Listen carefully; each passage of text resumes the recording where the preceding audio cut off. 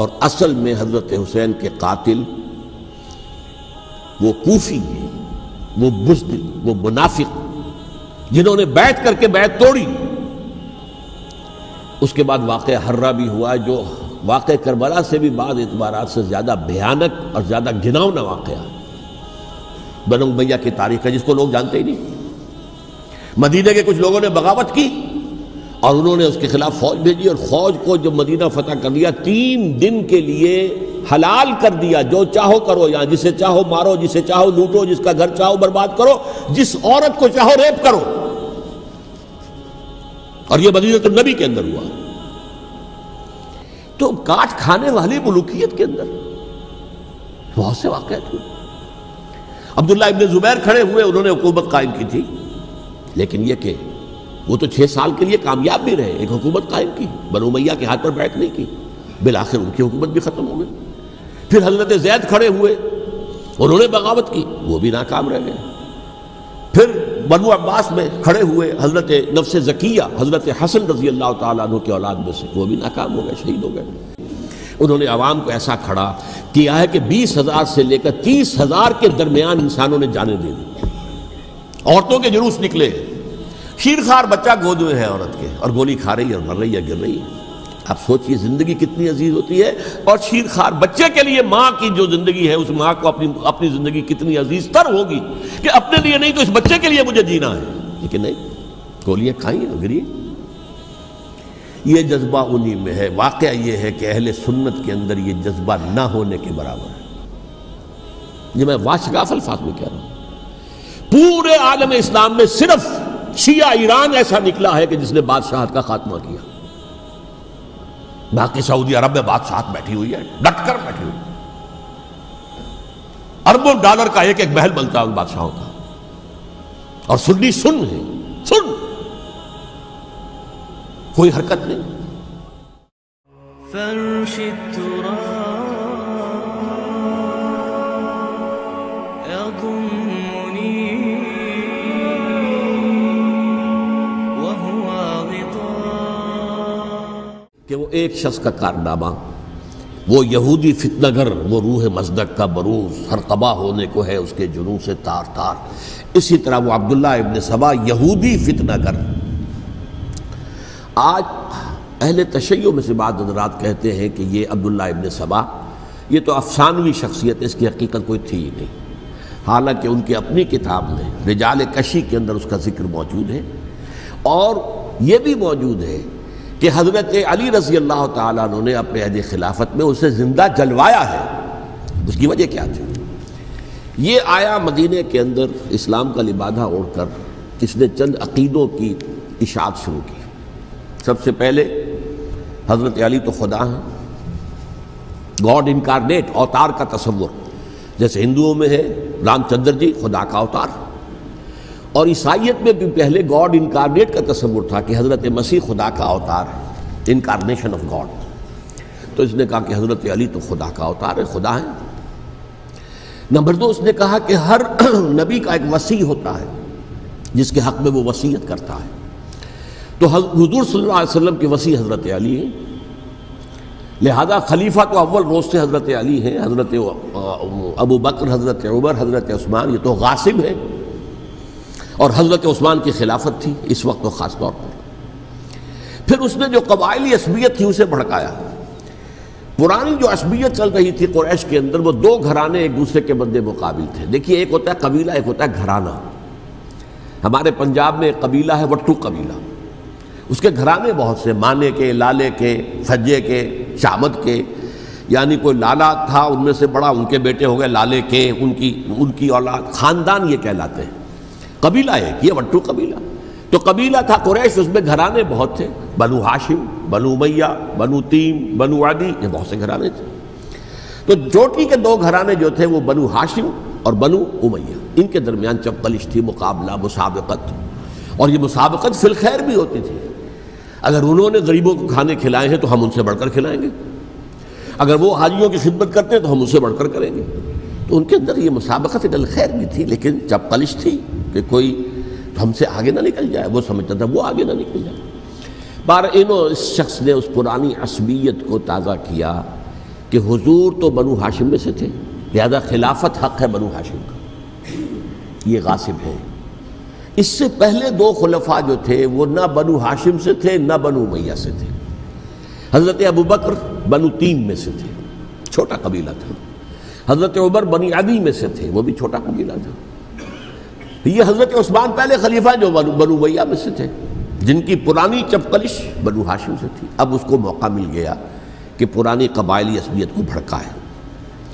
یہ ہے اصل میں اس فتنے کا پس منظر عبداللہ ابن سبا نے جو آ کر پھیلایا ہے، اور اس کی تفصیل میں اس وقت میں نہیں جا سکتا، کیسے یہ فتنہ پروان چڑھا، کیا انہوں نے اسٹریٹجی اختیار کی، کہ یہ کیا کرتے تھے، گروہ بنا کر بھیجتے تھے لوگوں کو، کوفے میں جاؤ تو وہاں پر دمشق کے گورنر کے خلاف اور مصر کے گورنر کے خلاف الزامات لگاؤ، اس نے یہ کیا، وہ غبن کر گیا، وہ یہ کر گیا، وہ خیانت کر رہا ہے، وہ رشتہ داروں کو پال رہا ہے، اور عثمان کے خلاف بھی تقریریں کرو رضی اللہ تعالیٰ عنہ۔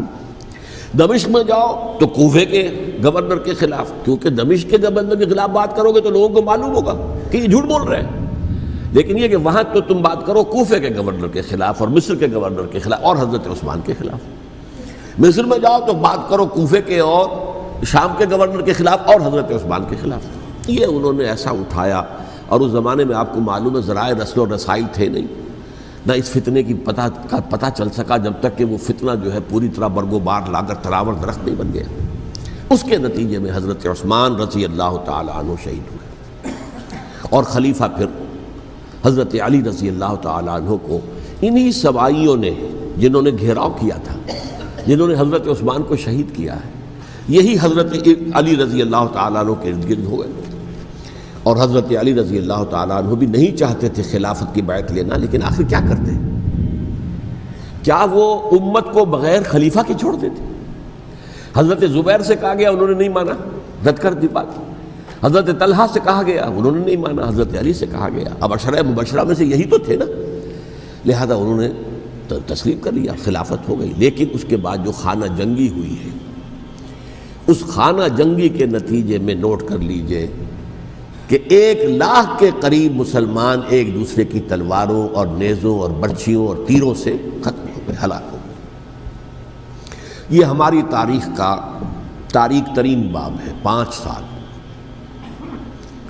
4.5 سال حضرت علی کی خلافت کے، اور 6 مہینے حضرت حسن کی خلافت کے رضی اللہ تعالیٰ عنہ۔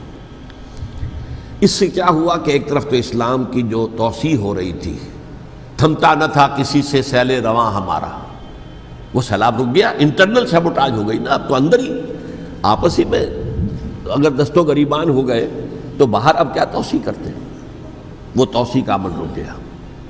اور یوں سمجھیے کہ جیسے ٹرک اگر کبھی چل رہا ہو، بھرا ہوا ہو، لوڈڈ، اور وہ چڑھائی چڑھ رہا ہو، تو اگر کہیں موشن ٹوٹ جائے، ٹرک کو رکنا پڑے، تو ڈرائیور کے جان پر بن جاتی، اس لیے کہ اس کو دوبارہ سٹارٹ کرنا، اور جبکہ وہ چڑھائی پر ہے، انکلائن پر ہے، آسان کام نہیں ہوتا، خطرہ ہوتا ہے وہ پیچھے جو ہے وہ نہ جائے۔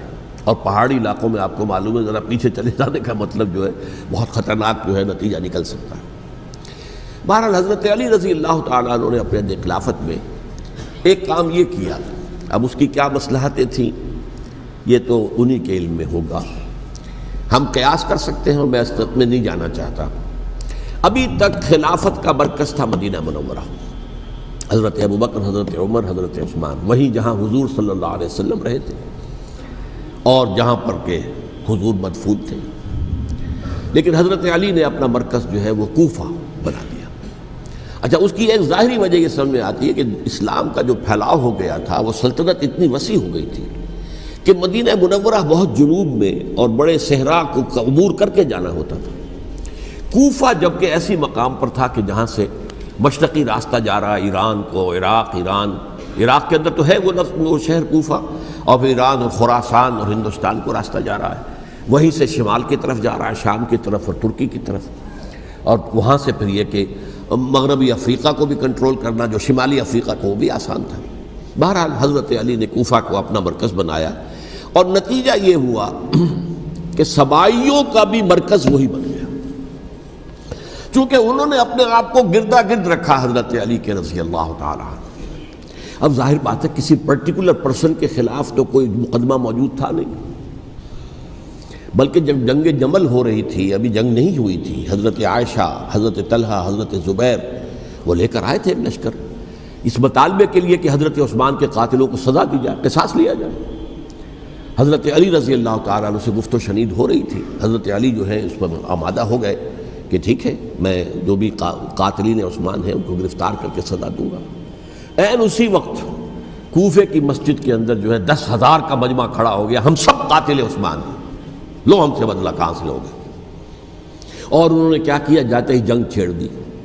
جب چھڑ جائے تو یا مرو یا مارو، اس کے علاوہ تو کوئی چارہ کار ہوتا ہی نہیں۔ ایک رات میں 10,000 مسلمان شہید ہوئے، جن میں 2 عشرہ مبشرہ میں سے حضرت زبیر اور حضرت طلحہ رضی اللہ تعالیٰ عنہ۔ تو یہ صورت تھی، سبائیوں نے گھیراؤ کیا حضرت علی کا رضی اللہ تعالیٰ۔ حضرت معاویہ دعوے دار نہیں تھے خلافت کے، قطعاً نہیں، ان کا صرف ایک دعویٰ تھا، اور وہ یہ تھا کہ عثمان کے قاتلوں کو گرفتار کرو، یا خود سزا دو یا ہمارے حوالے کرو، ہم اس سے قصاص لیں گے۔ اس لیے کہ قبیلہ بنو امیہ کا تھا اور حضرت امیر معاویہ بنو امیہ میں سے، تو ایک خاندانی طور پر جو ہے ہم قصاص لیں گے ان سے جنہوں نے قتل کیا ہے حضرت عثمان کو۔ لیکن یہاں ظاہر بات ہے کہ حضرت علی رضی اللہ تعالیٰ عنہ کی طرف سے مطالبہ یہ ہوتا تھا تم پہلے میری بیعت کرو، میرے ہاتھ مضبوط کرو تاکہ میں ان کے خلاف کوئی اقدام کر سکوں۔ لیکن انہیں یہ اندازہ تھا کہ اگر میں نے بیعت کی تو ظاہر بات ہے کہ حضرت علی تک پہنچنے سے پہلے پہلے مجھے گردن اڑا دیں گے یہ لوگ، اس لیے کہ سبائی جو ہے وہ آپ کو گھیرے ہوئے۔ بہرحال ایک عجیب الجھاؤ، ایک ڈائلیما تھا جس کی وجہ سے یہ جنگ چلتی رہی، اور حضرت علی رضی اللہ تعالیٰ عنہ کو انہی کے شیعان علی ہی کے اندر سے وہ جماعت علیحدہ ہوئی تھی جس کو ہم خوارج کے نام سے جانتے ہیں، اور ایک خارجی ملجم ابن ملجم ہی نے حضرت علی کو شہید کیا رضی اللہ تعالیٰ عنہ۔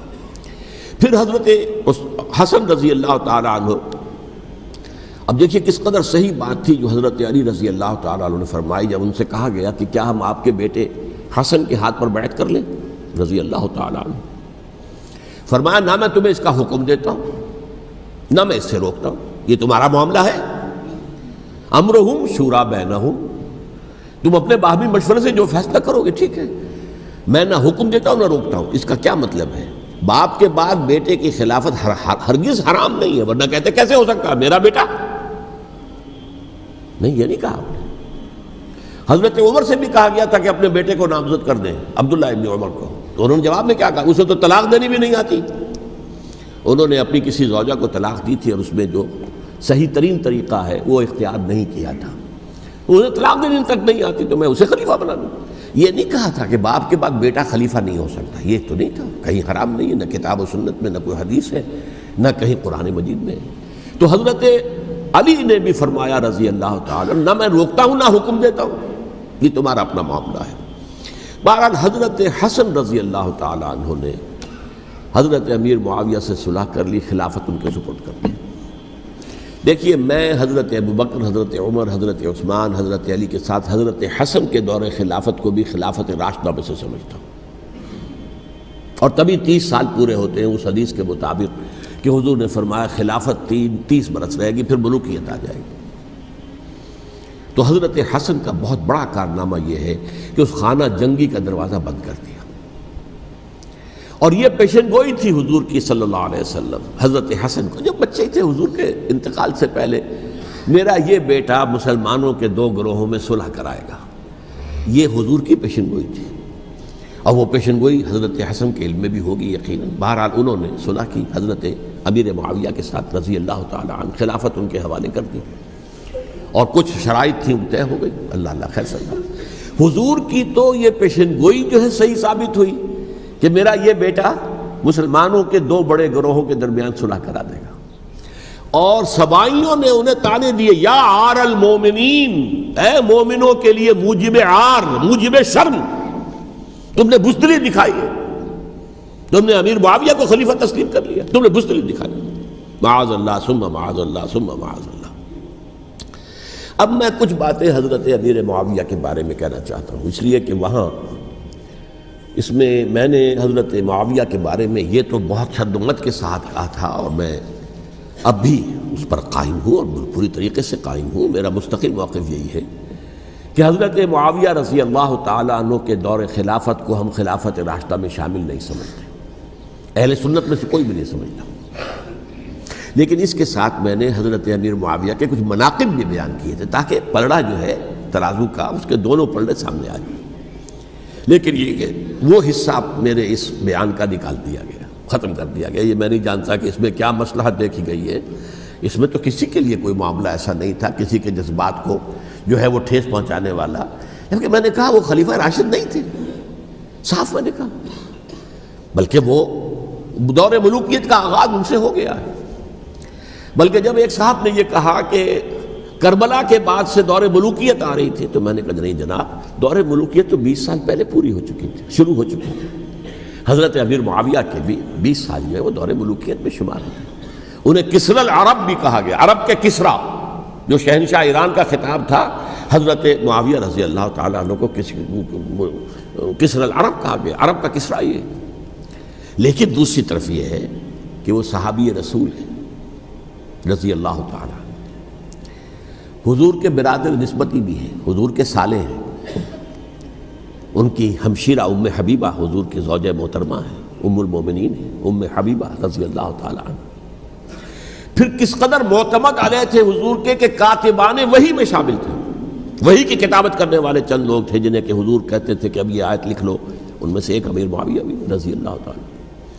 تو بڑے توازن کی ضرورت ہے۔ دیکھیے صحابہ کرام کا جہاں تک تعلق ہے، اہل سنت کا موقف یہ ہے کہ صحابہ کلہم عدول، صحابہ سب کے سب نیک نیت ہیں، اور ان کی روایت جو ہے قبول کی جائے گی، رد نہیں کی جائے گی، ان پر کوئی جرح و تعدیل نہیں ہوگی، اس لیے کہ ان کا تزکیہ محمد الرسول اللہ صلی اللہ علیہ وسلم نے کیا تھا۔ لہٰذا یہ تو ہو سکتا ہے کہ کسی صحابی سے کوئی خطا ہو جائے، لیکن وہ خطا اجتہادی ہوگی، نیت کی خطا نہیں ہوگی، نیت کی غلطی نہیں ہوگی۔ اگر کسی صحابی کی نیت پر حملہ کیا جائے تو یہ اصل میں طعن ہے، حملہ ہے حضور پر کہ وہ تربیت دے نہیں سکے اپنے ساتھیوں کو، معاذ اللہ ثم معاذ اللہ ثم معاذ اللہ، وہ تزکیہ کر ہی نہیں سکے۔ 3 جگہ جو قرآن میں آیا ہے یتلو علیہم آیاتہ ویزکیہم، تو کیا تزکیہ کیا؟ اگر ان کے قریب ترین ساتھی جو تھے، اگر ان کے اندر بھی بدنیتی تھی اور دنیا کی طلب تھی اور دنیا کے اندر اقتدار حاصل کرنے کا جذبہ تھا، تو پھر کیا تزکیہ کیا؟ معاذ اللہ ثم معاذ اللہ۔ لہذا صحابہ سب کے سب عدول ہیں، اور ان سے اختلاف ممکن ہے، لیکن ان کی نیت پر حملہ نہیں ہو سکتا۔ تو حضرت امیر معاویہ کی شخصیت ایک چیز ہے، آپ کا دور خلافت دوسری چیز ہے۔ شخصیت کے اعتبار سے صحابی رسول ہیں، برادر نسبتی ہیں حضور کے صلی اللہ علیہ وسلم، اور پھر یہ کہ اس قدر معتمد علیہ ہے صحابہ میں سے کہ وہ کاتبان وحی، یہ عام آدمی کے کرنے کا کام نہیں تھا جو وحی کی کتابت کرے، اللہ کے کلام کی۔ البتہ یہ ہے کہ جیسا کہ میں نے عرض کیا، ان کا دور خلافت راشدہ نہیں ہے، وہ ملوکیت کا دور ہے۔ یہ میں نے جیسا کہ عرض کیا، میں نے ایک صاحب نے جب یہ کہا کہ ملوکیت شروع ہو رہی تھی، میں نے کہا شروع نہیں ہو رہی تھی، ملوکیت تو 20 سال پہلے شروع ہو چکی تھی۔ اسی طریقے سے ایک صاحب نے کہا تھا کہ اسلام کو قائم کرنے کے لیے حضرت حسین میدان میں آئے، میں نے کہا یہ بھی غلط ہے، اسلام تو 60 سال پہلے قائم ہو چکا تھا، نبی اکرم صلی اللہ علیہ وسلم کے دستے مبارک سے اسلام قائم ہو گیا، جاء الحق وزهق الباطل ان الباطل کان زهوقا، پھر 30 برس تک وہ کامل شکل کے اندر قائم رہا۔ تو اسلام جو ہے وہ جو ہے در حقیقت اب قائم کرنے والی بات نہیں تھی، البتہ اس کے اندر زوال شروع ہو گیا تھا، اس زوال کے عمل کو روکنے کے لیے حضرت حسین میدان میں آئے۔ یہ ایک چیز کو صحیح تاریخی پرسپیکٹو میں رکھنا، تو جس طرح سے دین کو قائم کرنے کے لیے دیکھیں، قائم تو کیا محمد رسول اللہ صلی اللہ علیہ وسلم والذین معہ رضی اللہ تعالیٰ عنہ، انہوں نے کیا تھا۔ ہاں اب جو ہے وہ اپنی اس شاندار حیثیت سے نیچے گرنے لگا تھا، وہ میں بعد میں عرض کروں گا کہ میں نے اسے کیا عرض کیا تھا کہ یہ اس زوال کو روکنے کے لیے کسی طریقے سے یہ اپنی اصل حقیقت میں قائم رہے، یہ حضرت حسین رضی اللہ تعالیٰ عنہ کی سعی تھی۔ اچھا، حضرت امیر معاویہ کے جو 20 سال ہیں وہ پورے امن، سکون، اطمینان، کوئی جھگڑا، کوئی فساد، کوئی اختلاف، کوئی باہمی فانت جنگی، کچھ نہیں، 20 سال۔ یہ بھی تاریخ کی بڑی چشم کشا حقیقت ہے جو عام طور پر لوگوں کے علم میں نہیں ہے۔ سبائی بھی دبکے رہے، حضرت امیر معاویہ کی حکومت اتنی مضبوط تھی، کنٹرول، کہ ان کو کچھ سر اٹھانے کا موقع نہیں ملا، موجود تھے، دبکے رہے۔ جیسا کہ میں نے کہا ریولوشن کے آخری مرحلے پر آ کر جو مخالفین ہیں وہ دب جاتے ہیں کہ پھر دیکھیں گے موقع ملے گا تو پھر لیں گے ان سے حساب کتاب۔ 20 سال رہے ہیں پورے امن کے، 10 سال کے بعد یعنی درمیان میں ہے حضرت امیر معاویہ کا عہد خلافت۔ ایک صحابی جو کہ بزرگ صحابہ میں سے ہیں، مغیرہ ابن شعبہ رضی اللہ تعالی عنہ، وہ آتے ہیں اور وہ کہتے ہیں کہ دیکھیے امیر المومنین، کتنی بڑی خانہ جنگی رہی تھی مسلمانوں کی آپس میں، اور اب بھی اگر آپ کسی کو نامزد کیے بغیر چھوڑ گئے امت کو تو پھر خانہ جنگی ہو جائے۔ 1 لاکھ اس وقت جو ہے وہ ہلاک ہوئے تھے، نہ معلوم اب کتنے ہلاک۔ لہٰذا آپ اپنی زندگی ہی میں نامزد کر دیجئے کسی کو خلیفہ، ولی عہد بنا دیجئے۔ حضرت امیر معاویہ نے ابتداءً جو ہے انکار کیا نہیں، لیکن ان کے دلائل ایسے تھے وزنی، اور میں سمجھتا ہوں کہ وہ بات صحیح تھی جو مغیرہ ابن شعبہ نے کہی، اس لیے کہ اب صحابہ کرام میں سے جو کبار صحابہ تھے وہ تو سب دنیا سے رخصت ہو چکے تھے۔ اب تو یا صغار صحابہ رہ گئے تھے جو حضور کے زمانے میں بچے تھے، حضرت حسن، حضرت حسین، عبداللہ ابن زبیر، یہ بچے ہی تھے نا، یا تو وہ تھے، اور یا بالکل نو مسلم تھے، اور نو مسلموں میں بڑی تعداد وہ تھی جو ایرانیوں کی تھی، شامیوں کی تھی، ادھر کی تھی، ادھر کی تھی، تو ان کو تو ظاہر بات ہے کہ تربیت نبوی سے کیا خلافت راشدہ سے بھی اکثر و بیشتر کو کوئی حصہ ملا ہی نہیں۔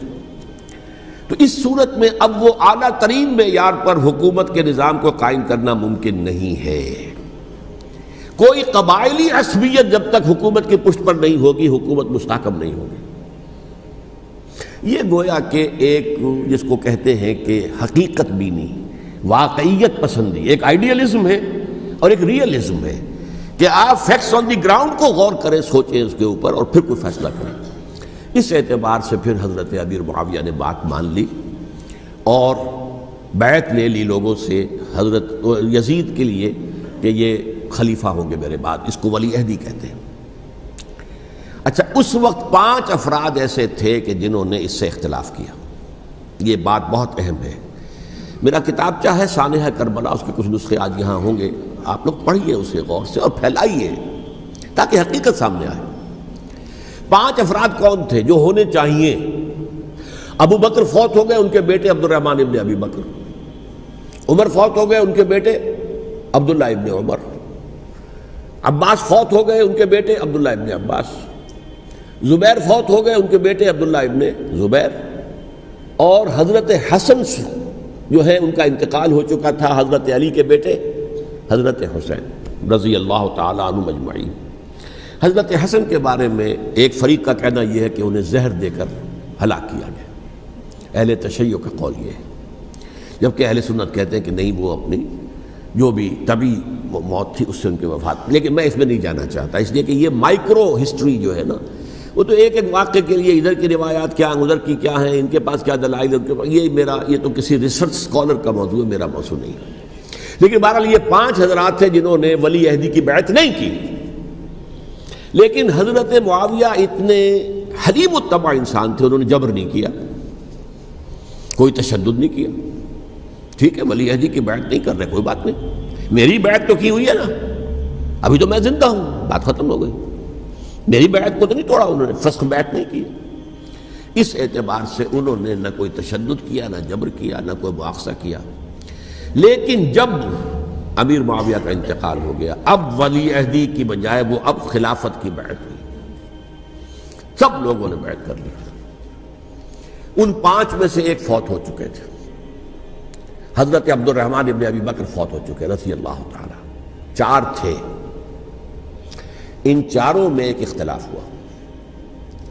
2 کی رائے یہ تھی، عبداللہ ابن عمر، عبداللہ ابن عباس، کہ اگرچہ یہ کام غلط ہوا ہے، اسلام کی روح کے منافی ہوا ہے، یہ بادشاہت کی بنیاد پڑ رہی ہے، لیکن یہ بات ایسی نہیں ہے کہ اس کی بنا پر ہم خانہ جنگی شروع کروا دیں، امت کے اندر خون خرابہ کروائیں، فساد کروائیں۔ لہذا انہوں نے بیعت کر لی۔ اب کوئی اگر یہ کہے معاذ اللہ کہ وہ بک گئے تھے یزید کے ہاتھ میں، معاذ اللہ ثم معاذ اللہ، وہی بات آپ اختلاف کر سکتے ہیں کہ انہیں نہیں کرنی چاہیے تھی، یہ کوئی رائے رکھے، مجھے اختلاف نہیں، لیکن ان کی نیت پر حملہ کریں گے تو حملہ محمد رسول اللہ پر ہوگا صلی اللہ علیہ وسلم۔ عبداللہ ابن عمر کون ہیں؟ کتنی حدیثیں ان سے جو ہے وہ منقول ہیں، عبداللہ ابن عباس کون ہے؟ جنہیں حضور نے جو ہے جن کے لیے دعا کی تھی، اے اللہ فقہہ فی الدین وعلمہ التاویل، اے اللہ اس نوجوان کو دین کا فہم عطا کر اور قرآن کی تعویل اور تفسیر کا علم عطا کر۔ حبر الامہ کہلاتے ہیں۔ وہ کہیں پیسوں اور ٹکوں کے عوض بک جانے والے نہیں تھے، انہوں نے امت کی مصلحت دیکھی، نیت جو ہے اس پر حملہ نہ کیجیے، البتہ اختلاف کا حق آپ کو حاصل ہے۔ دو حضرات جو ہے ڈٹے رہے کہ نہیں، ہمیں کم وٹ میں ریزسٹ کرنا ہے۔ عبداللہ ابن زبیر عمر کے اعتبار سے وہ بڑے ہیں، مسلمانوں میں سب سے پہلے ولادت مدینے میں جا کر جو ہوئی ہے وہ عبداللہ ابن زبیر کی ہوئی ہے۔ ہجرت کر کے جب مہاجرین وہاں پہنچے، کچھ عرصے تک کسی کے ہاں کوئی اولاد نہیں ہوئی، تو لوگوں نے تانے دینے شروع کر دیے کہ معلوم ہوتا ہے کہ یہاں آ کر یہ مکے کے رہنے والے جو ہے کمزور ہو گئے ہیں، ان کے ہاں اولاد ہی نہیں ہو رہی۔ پھر عبداللہ ابن زبیر کی ولادت ہوئی ہے، یہ حضرت ابو بکر کے نواسے ہیں، حضور کی زوجہ محترمہ حضرت عائشہ کی بہن، حضرت دیکھیے ابھی نام نکل گیا ہے جی، حضرت اسماء رضی اللہ تعالی عنہ عنہما، یہ ان کے صاحبزادے ہیں، حضرت زبیر کے بیٹے۔ ان کا فیصلہ ہوا کہ ہمیں رجسٹ کرنا ہے کم وٹ میں، ایٹ اینی کاسٹ۔ حضرت حسین ابن علی رضی اللہ تعالیٰ عنہما کا بھی فیصلہ ہوا کہ ہمیں رجسٹ کرنا ہے کم وٹ میں۔ البتہ ان میں بھی ایک اختلاف ہو گیا، یعنی یہ دو تو جڑے رہے، ان دو میں اختلاف ہو گیا۔ عبداللہ ابن زبیر کا کہنا یہ تھا کہ ہمیں حجاز میں رہنا چاہیے، یہ سرزمین ہے جس میں نبوت کی برکات سب سے زیادہ ہیں، یہاں ہم مضبوط قلعے کے اندر ہیں، ہمیں یہاں سے جو ہے رجسٹ کرنا چاہیے اور ختم کرنا چاہیے اس نظام کے اندر جو خرابی آ گئی ہے اس کو۔ حضرت حسین رضی اللہ تعالیٰ عنہ کے پاس خطوط کا تانتا بنا ہوا تھا، کوفے سے لوگ خط لکھ رہے تھے، آئیے آئیے آئیے، ہم آپ کے ہاتھ پر بیعت کریں گے، ہم آپ کے ہاتھ پر بیعت کریں گے، ہم آپ کے ہاتھ پر بیعت کریں گے۔ یہی وہ کوفہ جو حضرت علی کا دارالخلافہ رہا تھا اور جو پھر سبائیت کا گڑھ بن گیا تھا۔ چنانچہ حضرت حسین نے حضرت مسلم بن عقیل کو بھیجا وہاں پر کہ میرے نمائندے کی حیثیت سے جا کر وہاں پر بیعت لو۔ 10-12 ہزار افراد نے بیعت کر لی، لیکن اس کے بعد یزید کی طرف سے گورنر بنا کے بھیجا گیا ابن زیاد کو۔ ابن زیاد نے آ کر جو تشدد کیا اور سختی کی تو سب کے سب بیعت توڑ کر اور سب منحرف ہو گئے۔ مخلصین تو وہ تھے نہیں، الکوفی لایوفی، کوفی جو ہے وہ تو کوئی وعدہ وفا کرنے والا ہوتا ہی نہیں، بیعت توڑ دی۔ فمن نقص فانما ينقص على نفسه، بیعت کے بعد بیعت توڑ دینا بہت بڑا گناہ ہے، توڑ دی۔ ادھر اطلاع مل گئی حضرت حسین کو، چل چکے تھے وہ، راستے میں تھے کہ وہاں تو مسلم بن عقیل شہید ہو گئے اور سب لوگوں نے بیعت توڑ دی۔ اب واپس جانا چاہتے تھے، لیکن مسلم بن عقیل کے بیٹے جو ہے اڑ گئے۔ یہ عرب کی اپنی ایک جو ہے پرانی ان کی حمیت اور ان کا قبائلی نظام کہ اب ہم اپنے والد کے خون کا قصاص لیے بغیر نہیں جائیں گے۔ حضرت حسین رضی اللہ تعالیٰ عنہ کی مروت اور شرافت کہ یہ میرا ساتھ دینے کے لیے آئے تھے، اب میں ان کا ساتھ نہ دوں تو یہ تو شرافت اور مروت کے خلاف ہے۔ کہا اچھا چلو چلتے۔ وہاں جا کر بھی عین اپنے میدان کے اندر بھی حضرت حسین رضی اللہ تعالیٰ عنہ نے 3 چیزیں پیش کی ان کوفیوں کے لشکر کے خلاف۔ سب سے بڑا لشکر کے اندر سب سے بڑے تو کوفی تھے جنہوں نے بیعتیں کی ہوئی تھی حضرت حسین کے ساتھ۔ دیکھو مجھے جانے دو واپس حجاز کی طرف،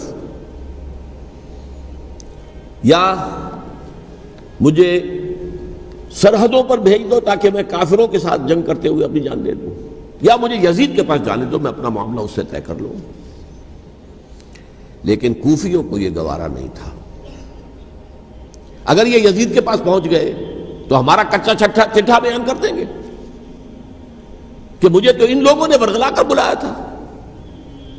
اس لیے کہ دیکھیے حضرت امیر معاویہ کے 20 سالوں کے دوران میں بتا چکا ہوں، ان کی حکومت اتنی مستحکم تھی کہ اس کے خلاف کوئی فتنہ اٹھانا ممکن نہیں تھا۔ اب چونکہ ایک چینج اوور ہوا تھا، اور چینج اوور میں آپ کو معلوم ہوتا ہے کہ ایک جس کو کہتے ہیں every thing is in the melting پاٹ، ابھی تو یہ درمیان کے اندر معاملہ ہے، تو انہیں موقع ملا، سر اٹھایا حضرت حسین رضی اللہ تعالیٰ عنہ کو، جو خطوط لکھے جس کے کہ تھیلے کے تھیلے اور بوریوں کی بوریاں بھری ہوئی حضرت حسین کے ساتھ تھی، وہ کہا کہ آئیے ہم آپ سے بیعت کریں گے۔ انہوں نے نہیں مانا، اور اصل میں حضرت حسین کے قاتل وہ کوفی ہیں، وہ بزدل، وہ منافق جنہوں نے بیعت کر کے بیعت توڑی، اور اب وہ آ گئے کہ اگر یہ حسین رضی اللہ تعالیٰ عنہ بچ کر کہیں یزید کے پاس پہنچ گئے تو پھر ہمارا کچا چٹھا جو ہے وہ سامنے آ جائے گا اور ہماری پھر شامت آ جائے گی، لہذا انہوں نے قتل کیا حضرت حسین کو رضی اللہ تعالیٰ عنہ۔ ایک بات جو علامہ ڈاکٹر قلب صادق نے فرمائی، اور میرے علم میں یہ بات پہلے نہیں تھی، وہ یہ کہ حضرت حسین کے قتل کا فتویٰ ایک بہت بڑے مفتی نے دیا تھا۔ یہ بات بھی ذرا سمجھ لیجیے، حضرت حسین رضی اللہ تعالیٰ عنہ کے قتل کا فتویٰ ایک بہت بڑے مفتی نے دیا تھا۔ کیوں دیا تھا؟ اس لیے کہ حضور کی احادیث موجود ہیں کہ جب ایک شخص کی ایک خلیفہ کی بیعت ہو جائے تو دوسرا اگر کھڑا ہو تو اسے قتل کر دو، کھلی حدیث۔ اسی لیے ایک بہت بڑے مفسر بھی ہیں، فقیہ بھی ہیں، قاضی ابن العربی رحمۃ اللہ علیہ، ایک ابن عربی ہیں الف لام کے بغیر، ابن عربی، وہ بہت بڑے صوفی ہیں، فلسفی ہیں، اندلس کے ہیں۔ یہ قاضی ابن العربی ہیں جنہوں نے قرآن کی ایک تفسیر لکھی ہے اس اعتبار سے کہ صرف ان آیات کی تفسیر جن سے کہ فقہی احکام جو ہیں ان کا استنباط ہوتا ہے۔ یہ دو تفسیریں اس طور سے لکھی گئی ہیں قرآن مجید کی، احکام القرآن ان کا نام ہے دونوں کا، جن میں سے ایک جو ہے قاضی ابن العربی کی ہے۔ ان کا ایک جملہ نقل ہوتا ہے، قتل الحسین بسیف جدہ، حسین قتل ہو گئے اپنے ہی نانا کی تلوار سے۔ وہ تلوار کیا تھی؟ جب کسی کی بیعت ہو چکی ہو پھر کوئی کھڑا ہو مدعی خلافت، قتل کر دو۔ میرے نزدیک حضرت حسین مدعی خلافت نہیں تھے، یہ بات اس وقت سامنے لوگوں کے نہیں آئی، بلکہ حکومت نے یہ باور کرا دیا کہ یہ تو باغی ہے، یہ مدعی ہے خلافت کے۔ انہوں نے تو دعویٰ نہیں کیا خلافت کا، وہ تو صرف اس عمل کو روکنے کے لیے میدان میں آئے تھے۔ اور اس بات کو اچھی طرح سمجھ لیجئے کہ اس وقت تک یہ جو تصور آج ہمارے پاس ہے کہ ریاست علیحدہ ہے، حکومت علیحدہ ہے، state of Pakistan, we are loyal to the state of Pakistan, ہم ریاست پاکستان کے وفادار ہیں، گورنمنٹ آف پاکستان کے وفادار نہیں ہیں، we are not loyal to the government. Government تو کبھی بے نظیر کی تھی، ہم اس کے خلاف تحریک چلا رہے تھے، یا کبھی کسی اور کی تھی اس کے خلاف تحریک چل رہی ہے، یا کبھی ضیاء الحق کی تھی اس کے خلاف تحریک چل رہی ہے۔ گورنمنٹ کو بدلنا تو عوام کا حق ہے، آج، اس وقت نہیں تھا۔ اس وقت ریاست اور حکومت کا کوئی فرق نہیں تھا، لہذا جو حکومت سے اختلاف کرے گویا کہ باغی ہے۔ یہ ہے اصل میں وہ پیچیدہ مسئلہ کہ کیوں کسی مفتی نے فتویٰ دے دیا، اس لیے کہ اس وقت تک ریاست اور حکومت کا فرق واضح نہیں تھا دنیا پر۔ یہ تو ابھی کوئی 100-150 سال کی بات ہے کہ آج ہمارا جو پولیٹیکل سائنس کا ایولیوشن ہوا ہے وہ اسٹیج تک پہنچ گیا ہے کہ اسٹیٹ علیحدہ ہے، حکومت علیحدہ ہے۔ حکومت تو اسٹیٹ کے 3 آرگنز میں سے ایک آرگن ہے، ایڈمنسٹریشن حکومت کی ہے، جوڈیشری ہے اور لیجسلیچر ہے، 3 آرگنز ہیں بڑے بڑے، ان میں سے ایک ہے۔ تو حکومت کو بدلنا تو عوام کا حق ہے، چاہے وہ ووٹ کے ذریعے بدلیں، چاہے ایجیٹیشن، اگر پرامن ایجیٹیشن ہے اس سے حکومت کو بدلنے کا حق حاصل ہے دستوری طور پر ہر اعتبار سے۔ اس وقت یہ نہیں تھا، لہذا صورتحال یہ بن گئی کہ حکومت وقت نے باور کرا دیا مسلمانوں کو، ورنہ سوچئے نواسۂ رسول کو قتل کرنا کوئی آسان کام تھا؟ آخر سب کلمہ گو تھے کہ نہیں تھے؟ کلمہ گو تو تھے نا، اور حضور سے عقیدت اور محبت میں کمی، لیکن یہ کہ فتویٰ اگر ایک بہت بڑے مفتی کا، جو کہ حضرت علامہ ڈاکٹر قلب صادق صاحب نے فرمایا، مجھے اس مفتی کا نام بھی معلوم نہیں، کہ ایک مفتی ہی کا فتویٰ تھا وہ، جس کے بنا پر اب ان لوگوں نے حضرت حسین کو قتل کیا، اور یہی وجہ ہے کہ انہوں نے پھر خیموں کو بھی آگ لگا دی۔ وائی؟ حالانکہ دیکھیے اگر دشمنی کا انتقام ہوتا تو حضرت علی بن حسین جو بیمار تھے، جو بعد میں زین العابدین رحمۃ اللہ علیہ کے نام سے پھر یہ اہل تشیع کے چوتھے امام معصوم ہیں، حضرت علی، حضرت حسن، حضرت حسین، اور پھر حضرت علی بن حسین زین العابدین رحمۃ اللہ علیہ، کیا ان کو بھی قتل کر دیتے؟ حضرت حسین کی نسل ہی ختم ہو جاتی، لیکن نہیں کیا۔ آگ کیوں لگائی؟ آگ اس لیے لگائی کہ وہ جو ڈاکومنٹری پروف ہے ہماری غداری کا یزید کے خلاف حضرت حسین کو جو ہم نے دعوت دی، وہ جو ڈاکومنٹری پروف خطوط کی شکل میں موجود ہے وہ ختم ہو جائے، ڈسٹرائے ہو جائے۔ اس کے لیے انہوں نے خیموں میں آگ لگائی۔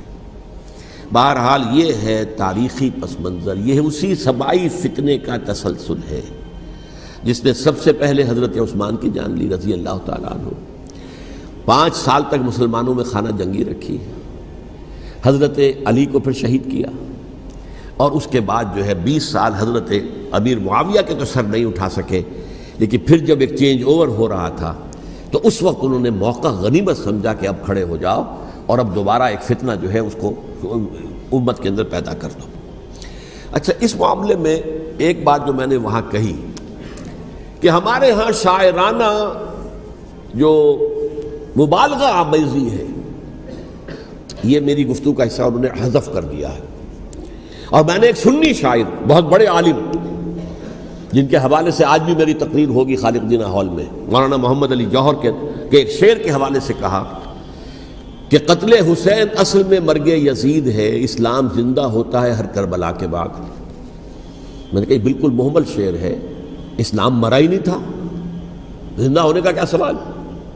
اور اگر کسی درجے میں مزمحل یا زخمی ہوا تھا تو وہ تو رہا، کربلا کے بعد بھی رہا، یزید کی حکومت بھی رہی، بنو امیہ کی حکومت بھی چلی، کوئی تبدیلی تو نہیں آئی۔ یہ کیا کہہ رہے ہیں کہ اسلام زندہ ہوتا ہے کربلا کے بعد؟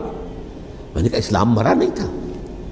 جیسے میں نے یہ کہا کہ ملوکیت جو ہے وہ اب شروع نہیں ہوئی، ملوکیت تو 20 برس پہلے شروع ہو چکی تھی حضرت امیر معاویہ کے، لیکن ظاہر بات ہے کہ حضرت حسن نے، حضرت حسین نے اس کو قبول کیا، اور حضرت حسین نے تو پھر 10 سال تک ولی عہدی جو تھی چاہے بیعت نہیں کی، لیکن اس کے خلاف میدان میں آ کر چیلنج تو نہیں کیا۔ اس اعتبار سے یہ معاملہ جو ہے اسلام زندہ ہوتا ہے کربلا کے بعد، یہ بے تکی بات ہے۔ ہاں، حضرت شاہ اسماعیل شہید رحمۃ اللہ علیہ کی اگر میں تشبیہ کو، تمثیل کو سامنے رکھوں تو اسلام کی عمارت 6 منزلہ ہے، 6ٹھی منزل ٹاپ کی وہ گر گئی، 5 منزلیں انٹیکٹ تھیں، اسلام مرا نہیں تھا۔ عدالت میں شریعت کے مطابق فیصلے ہو رہے تھے، قاضی تھے، مفتی تھے، شریعت نافذ تھی، اسلام کہاں مرا تھا؟ جبکہ خود کہہ رہے ہیں علامہ کلب صادق کے ایک مفتی کے فتوے سے حضرت حسین کو قتل کیا گیا۔ اب وہ مفتی کی رائے، اس کی بدنیتی ہو، جو بھی ہو، وہ جانے، اللہ جانے، لیکن عام مسلمان کیا کریں؟ اس پہلو سے اسلام مرا نہیں تھا۔ ہاں، ایک منزل گر گئی تھی، وہ گری رہی، 1000 برس تک گری رہی، یہاں تک کہ آ کر مغربی امپیریلزم نے اس کے گرایا، ملوکیت کا معاملہ ختم کیا، اور وہ جبرین ملوکیت دوسری آ گئی، ورنہ وہی بادشاہی چلی ہے۔ بلکہ دور بنو امیہ میں وہ بادشاہی پوری طرح اس نے بالوں پر نہیں نکالے تھے، اصل باروں پر تو اس نے نکالے ہیں دور بنو عباس میں آ کر، اور پھر سلاطین جو ہے ترک، جو ترک خلفاء ہیں، ان کا بھی بادشاہت تھی، اور کیا تھا، وہ خلافت تو نہیں تھی۔ تو یہ تو اسلام میں جو بھی نقص واقع ہو گیا تھا، کبھی واقع ہو گئی تھی، وہ جو کی تو برقرار رہی، اس کو بھی تسلیم کیا۔ میں اللہ کا شکر ادا کر کے کہتا ہوں کہ دونوں حضرات، دونوں شیعہ دانشور اور بڑی اعلیٰ سطح کے جو شیعہ عالم تھے، انہوں نے اس بات کو تسلیم کیا اور میری اس بات کو چیلنج نہیں کیا۔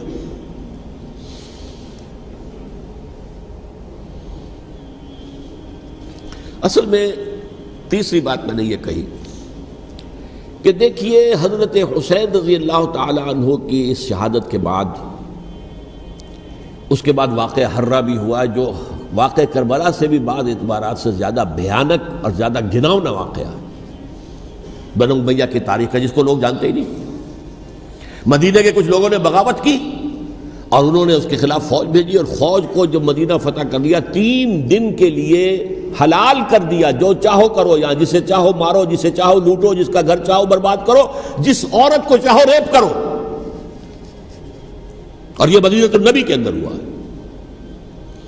تو کاٹ کھانے والی ملوکیت کے اندر بہت سے واقعات ہوئے۔ عبداللہ ابن زبیر کھڑے ہوئے، انہوں نے حکومت قائم کی تھی، لیکن یہ کہ وہ تو 6 سال کے لیے کامیاب بھی رہے، ایک حکومت قائم کی، بنو امیہ کے ہاتھ پر بیعت نہیں کی، بالآخر ان کی حکومت بھی ختم ہو گئی۔ پھر حضرت زید کھڑے ہوئے، انہوں نے بغاوت کی، وہ بھی ناکام رہ گئے۔ پھر بنو عباس میں کھڑے ہوئے حضرت نفس زکیہ، حضرت حسن رضی اللہ تعالیٰ عنہ کے اولاد میں سے، وہ بھی ناکام ہو گئے، شہید ہو گئے۔ پھر یہ سمجھ لیا گیا کہ اب یہ جہاں تک 6ٹھی منزل ہے وہ تو دوبارہ تعمیر نہیں ہو سکتی، یہ تو جس کی لاٹھی اس کی بھینس، جس کے پاس طاقت ہوگی اس کی حکومت ہوگی، جس کا قبیلہ زیادہ قوی ہوگا، جس قبیلے میں زیادہ عصبیت ہوگی، مضبوط ہوگا، متحد ہوگا، طاقتور ہوگا، اسی کی حکومت ہوگی۔ البتہ اس کے نیچے لوگوں کے اخلاق کی اصلاح کرو، صوفیاء کرام نے وہ کام اپنے ذمے لیا، اور بالکل وہی کام ہے کہ جو ائمہ اہل بیت کرتے رہے۔ حضرت حسن کی اولاد میں پھر حضرت علی بن حسین رضی اللہ تعالی، حضرت حسین کی اولاد میں پھر امام محمد باقر، امام محمد جعفر صادق، اور اس کے بعد بھی 5 اور، کسی نے بغاوت نہیں کی۔ جیسے علماء کرام کام کر رہے تھے اور جیسے صوفیاء کرام کام کر رہے تھے، ایسے ہی وہ مسلمانوں کی علمی تربیت، روحانی تربیت و تزکیہ کر رہے تھے۔ کسی نے حکومت کو چیلنج نہیں کیا۔ نوٹ کر لیجیے اس بات کو۔ حضرت علی نے بھی چیلنج نہیں کیا تھا، حضرت حسن نے چیلنج نہیں کیا، خود صلح کر لی۔ تو ائمہ اہل بیت جو 12 یہ گنتے ہیں، جن میں سے آخری جو ہے حضرت مہدی کو تو ابھی ظاہر ہونا ہے، ان کے عقیدے کے مطابق وہ روح پوش ہیں، وہ ظاہر ہوں گے، لیکن 11 حضرات کے بارے میں یہ کہ حضرت حسین کے سوا کسی نے بھی چیلنج نہیں کیا وقت کے نظام میں، اور حضرت حسین نے بھی اس مغالطے پر کیا کہ کوفی ساتھ دیں گے، اور یہ موقع ہے کہ یہ جو 6ٹھی منزل اسلام کی گر گئی ہے اسے دوبارہ تعمیر کر دیا جائے۔ انہوں نے خلافت کا دعویٰ نہیں کیا تھا، یہ انہیں عوام کو مغالطے میں مبتلا کیا گیا کہ یہ خلافت کا مدعی ہو کر سامنے آیا۔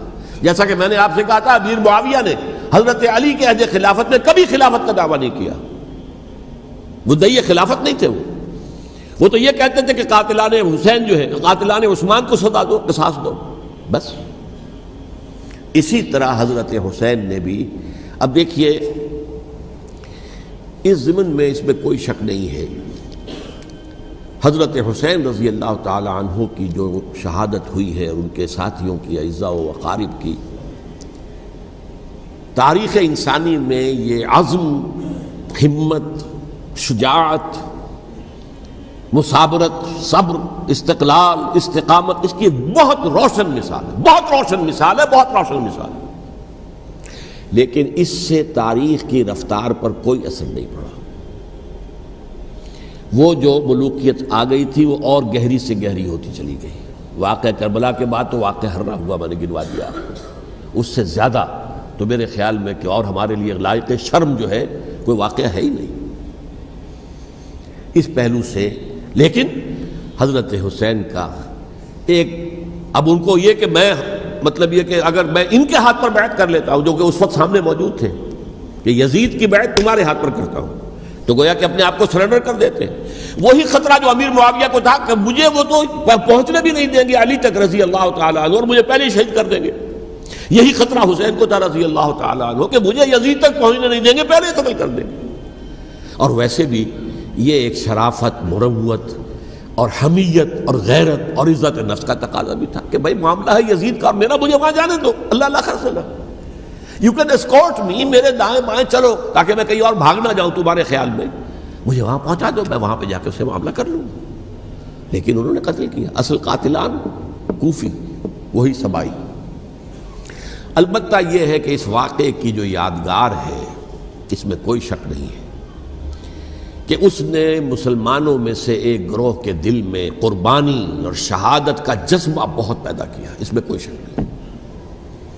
اور جس طریقے سے کہ عاشورہ محرم میں یاد منائی جاتی ہے، جس طریقے سے اس نے اہل تشیع کے اندر قربانی کا جذبہ بے انتہا پیدا کر دیا، اگرچہ وہ جذبہ بروئے کار نہیں آتا، اس لیے کہ ان کے ہاں یہ عقیدہ ہے، یہ طے ہے کہ جب تک حضرت مہدی ظاہر نہیں ہوں گے ہم کسی کے خلاف بغاوت نہیں کریں گے۔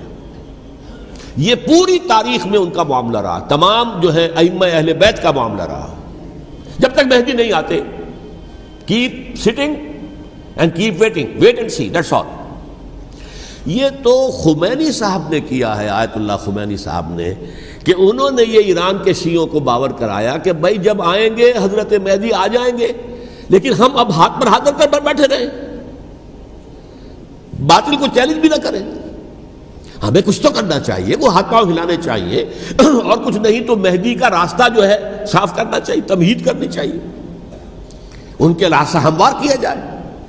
تو یہ ان کی بڑی عظمت ہے آیت اللہ خمینی صاحب کی کہ اہل تشیع ایران کے جو ہے ان سے انہوں نے یہ بات منوا لی کہ ہم بالکل انرٹ نہیں بیٹھے رہیں گے، بلکہ اب انہیں نائب امام قرار دے کر اور ولایت فقیہ کے فلسفے کے حوالے سے یہ دو چیزیں ان کی جو ہیں بنیادی فلسفے کی ہیں، وہ اس وقت میرا موضوع نہیں ہے۔ انہوں نے عوام کو ایسا کھڑا کیا ہے کہ 20,000 سے لے کر 30,000 کے درمیان انسانوں نے جانیں دے دی، عورتوں کے جلوس نکلے، شیرخوار بچہ گود میں ہے عورت کے اور گولی کھا رہی ہے اور مر رہی ہے، گر رہی ہے۔ آپ سوچئے زندگی کتنی عزیز ہوتی ہے، اور شیرخوار بچے کے لیے ماں کی جو زندگی ہے، اس ماں کو اپنی زندگی کتنی عزیز تر ہوگی کہ اپنے لیے نہیں تو اس بچے کے لیے مجھے جینا ہے، لیکن نہیں، گولیاں کھائیں اور گری۔ یہ جذبہ انہی میں ہے۔ واقعہ یہ ہے کہ اہل سنت کے اندر یہ جذبہ نہ ہونے کے برابر ہے۔ یہ میں واشگاف الفاظ میں کہہ رہا ہوں۔ پورے عالم اسلام میں صرف شیعہ ایران ایسا نکلا ہے کہ جس نے بادشاہت کا خاتمہ کیا، باقی سعودی عرب میں بادشاہت بیٹھی ہوئی ہے، ڈٹ کر بیٹھی ہوئی، اربوں ڈالر کا ایک ایک محل بنتا ہے ان بادشاہوں کا، اور سنی سن ہے، سن، کوئی حرکت نہیں۔ وہ تو اب جو حرکت ہو رہی ہے وہ اینٹی امریکن حرکت ہے جو ہو رہی ہے، وہ در حقیقت وہ مسئلہ بالکل دوسرا ہے جو اس وقت ہو رہا ہے۔ لیکن یہ کہ عالم اسلام میں کوئی تحریک ایسے نہیں اٹھی، یہ اہل تشیع میں ہے، جو بالکل استثنائی بات ہے کہ انہوں نے جو ہے ایک ایسا بادشاہ جس کو کہا جاتا تھا کہ اس کا جو اسلحہ خانہ ہے وہ ایشیا میں سب سے بڑا اسلحہ خانہ ہے، جو 2500 سالہ پرانی جو ایک عظمت تھی ایران کی، اس کو دوبارہ تازہ اور زندہ کرنا چاہتا تھا۔ 2500 سالہ برسی اس نے منائی تھی، اس کے لیے ایک شہر آباد کیا تھا کہ خسرو یا سائرس یا ذوالقرنین قرآن مجید کی اصطلاح میں اس کی یادگار بنائی تھی، اور وہ سوچ رہا تھا کہ وہی عظمت دوبارہ ایران کی ہوگی جو کہ خسرو کے زمانے میں تھی، جس کا قرآن مجید میں سورہ کہف کے اندر ذکر ہے، مشرقی فتوحات، مغربی فتوحات، شمالی فتوحات۔ تو وہ بادشاہ ہے، اس کو بھاگنا پڑا ہوا قربانی کی وجہ سے۔ تو یہ جو ہے واقعہ کربلا نے، اس میں کوئی شک نہیں ہے کہ ایک ایسی مشعل روشن کی ہے جس کو کہ ہر شخص کو دیکھنا چاہیے۔ یہ بھی انسان، جیسے کہ اقبال نے ایک شعر کہا تھا غالب کے لیے، فکر انسان پر تیری ہستی سے یہ روشن ہوا ہے، پرے برغ تخیل کی رسائی تاک ہو جا۔ تو فکر انسان پر حضرت حسین کی قربانی سے یہ واضح ہوا ہے کہ انسان کس حد تک جا سکتا ہے قربانی دینے کے لیے اپنے کسی مقصد کے لیے۔ مقصد ان کا جو تھا، میں نے اسی لیے آیت پڑھی تھی، معاذ اللہ ثم معاذ اللہ۔ میں ایک آخری بات جو کہہ رہا ہوں وہ نوٹ کر لیجئے، ایک خاص انتہائی نقطۂ نظر کے عام کیے جانے کی وجہ سے سنیوں میں بھی ایک انتہائی رد عمل پیدا ہوا ہے، ایکسٹریم رائٹسٹ سنیز۔ اگر ایک طرف سے حملہ کیا گیا ہے حضرت عثمان کی نیت پر، ان کو خیانت کا الزام لگایا گیا، ان پر اقربا پروری کا الزام لگایا گیا، حضرت ابو موسیٰ اشعری پر خیانت اور غداری کا الزام لگایا گیا، یہ ساری چیزیں اگر صحابہ کرام کے اوپر ہوئی ہیں، امیر معاویہ پر، امیر اور عمرو بن العاص پر، تو جواب میں کچھ لوگ کھڑے ہو گئے۔ حضرت علی وہ اقتدار کے طالب تھے، معاذ اللہ ثم معاذ اللہ ثم معاذ اللہ۔ یہ اہل سنت کا موقف نہیں ہے۔ حضرت حسین اقتدار کے طالب تھے، ہرگز نہیں، ہرگز نہیں، ہرگز نہیں۔ وہی اصول جو میں نے بتایا تھا سب کے لیے لاگو رہے گا، وہ امیر معاویہ کے لیے ہے تو حضرت علی کے لیے بھی، حضرت حسین کے لیے بھی ہے۔ یہ نیک نیت ہے، آپ ان کی کسی رائے سے اختلاف کر سکتے ہیں لیکن ان کی نیت پر حملہ نہیں کریں گے۔ نیت پر حملہ کریں گے آپ کا ایمان بالرسالت جو ہے وہ مجروح ہو جاتا ہے۔ یہ رسول کے ساتھ بھی ہے، رسول نے ان کا تزکیہ کیا، یتلو علیہم آیاتہ ویزکیہم، اس کا سارا عمل محمد کا کیا ہوا صلی اللہ علیہ وسلم۔ تو صحابی کے معاملے میں یہ ہمارے ہاں ان کو اہل سنت جو ہیں، جو معتدل مزاج کے، اور اکثریت ان کی، یہ تو چند لوگ ہیں، ذرا قلم چلا لیتے ہیں تو ان کی بہت سی کچھ چھوٹی چھوٹی کتابیں بھی شائع ہو گئی ہیں بہت، لیکن انہیں اہل سنت نے قرار دیا ناسبی یا خارجی۔ جیسے خوارج نے کہا تھا حضرت علی بھی کافر ہیں اور حضرت امیر معاویہ بھی کافر ہیں، حضرت عمرو بن العاص بھی کافر ہیں، معاذ اللہ ثم معاذ اللہ۔ ایسے ہی کچھ لوگ حضرت حسین پر بھی الزام لگاتے ہیں کہ اقتدار کی ہوس اور طلب کے اندر انہوں نے یہ سارا سفر کیا تھا، اور بس یہ ہے کہ وہ جو بازی تھی وہ ہار گئے۔ اللہ اللہ خیر صلی اللہ، اس سے آگے کیا ہے معاملہ؟ نہیں، معاذ اللہ ثم معاذ اللہ۔ اسی لیے میں نے آیت آج جو پڑھی تھی ایک اور جو بہت بظاہر آپ کو معلوم ہوئی ہوگی، غیر متعلق ہے میرے آج کے عنوان سے، تلک الدار الآخرۃ نجعلھا للذین لا یریدون علوا فی الارض ولا فسادا۔ یہ سورہ قصص کے آخری آیات میں سے، دیکھو یہ آخرت کا گھر جو ہے وہ ہم خاص کر دیں گے ان لوگوں کے لیے جو اس زمین میں اپنے اقتدار کے طالب نہیں ہوتے. زمین میں اقتدار کے طالب ہوگے فساد ہو جائے گا. تم بھی طالب میں بھی طالب, جھگڑا ہوگا, لڑائی ہوگی, دنگا ہوگا, فساد ہوگا. تلک الدار الآخرۃ نجعلھا للذین لا یریدون علوا فی الارض ولا فسادا.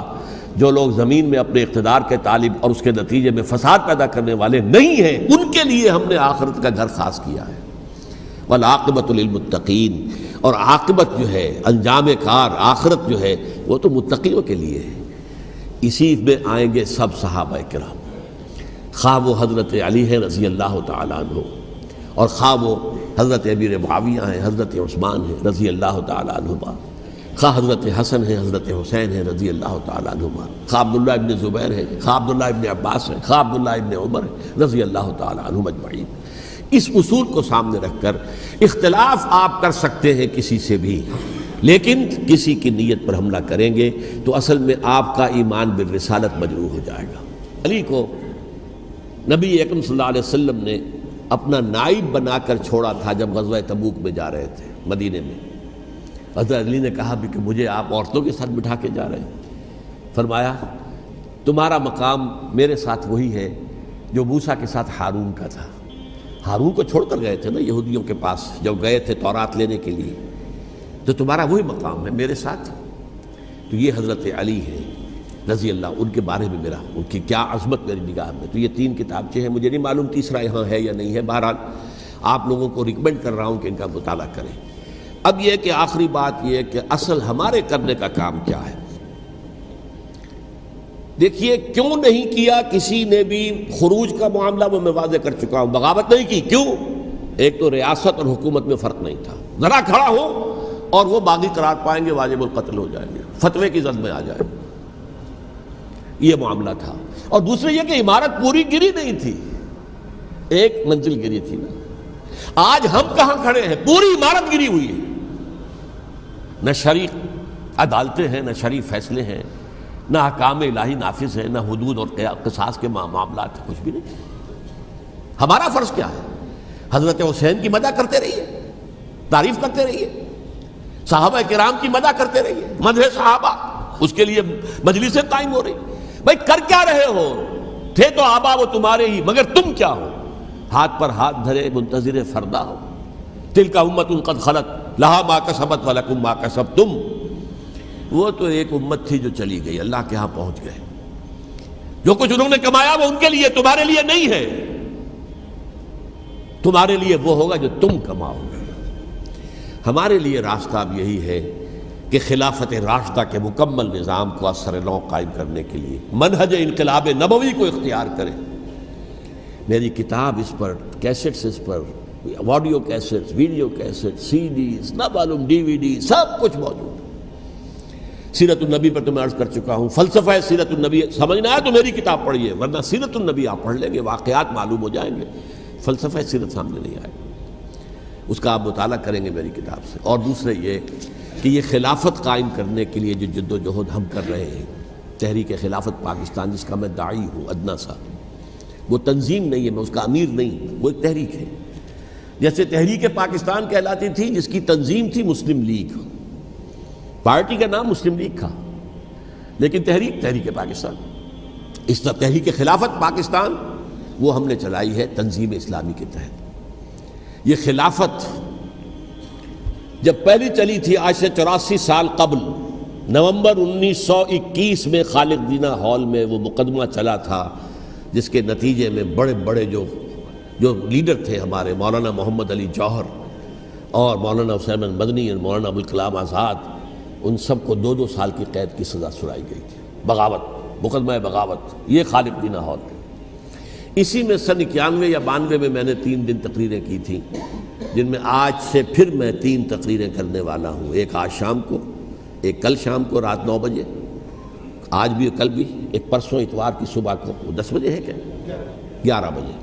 تو ان میں آپ حضرات شرکت فرمائیں, تاکہ اصل جو ہمارے کرنے کا کام ہے, تاریخ کو بھی سمجھنا چاہیے, تاریخ کے عوامل کیا ہیں, کیا پس پردہ عوامل کار فرما تھے, کیا کسی شے کی اصل حقیقت ہے, وہ سمجھنا چاہیے.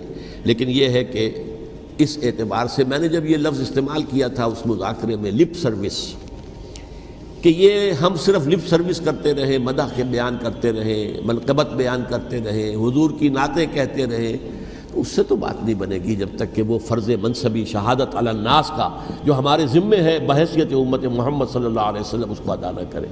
مجھے خوشی ہے کہ اس کی بھی تائید دونوں حضرات نے کی، ہاں یہ لپ سروس کا معاملہ ہے۔ اللہ تعالی حضرت حسین کے نقش قدم پر چلتے ہوئے، بلکہ اصل میں تو ہمارے لیے اسوہ رسول ہے محمد صلی اللہ علیہ وسلم کا، اس پر چلتے ہوئے ہم پاکستان میں اسلام کا نظام خلافت قائم کرنے کی جد و جہد کریں۔ اقول قولی ھذا واستغفر اللہ لی ولکم ولسائر المسلمین والمسلمات۔